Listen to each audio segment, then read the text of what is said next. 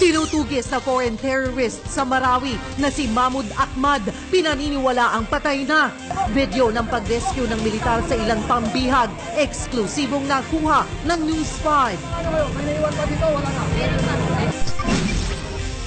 Senador Antonio Trillanes nakipagpulong sa ilang mambabatas sa Amerika. Malacanang umaasang hindi magpapakalat ng mga bias na impormasyon ang senador. Maling desisyon? Pangulong Rodrigo Duterte hindi rin sigurado kung kakayanin ng PIDEA ang war on drugs. Would there be enough resources for these agencies to deal with the problem effectively? I don't know. Ilang mga abogadong miyembro ng Aegis Juris Fraternity nanganganib na mapadisbar dahil sa tangkang pag-cover up sa pagkamatay ni Akio Castillo. Ilang miyembro nagpanik sa chat group matapos ang insidente.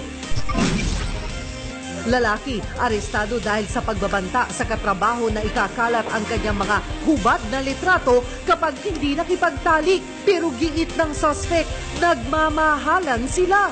Pinagsamantalahan niyo po siya? Hindi, may relasyon kami ngayon.